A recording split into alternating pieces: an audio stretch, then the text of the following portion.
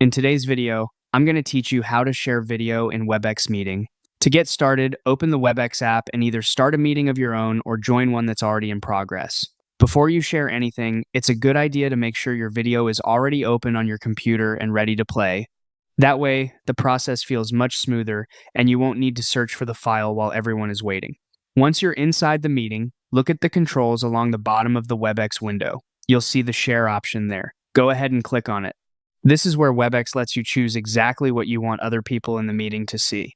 At this point, you'll usually have the option to share your entire screen or just a specific application window. If your video is already open in a media player or browser, choosing the application window is often the better option because it keeps the focus only on the video and avoids showing anything else on your desktop. Click on the application where your video is open and then click Share to confirm. After that, Webex will switch over to that window and your participants will be able to see the video application you selected. Now that the correct window is being shared, you can simply play your video. If needed, give it a quick moment to begin so everyone can follow along clearly. It can also help to check that the video is visible and centered in the shared window before you start playback. And that's it.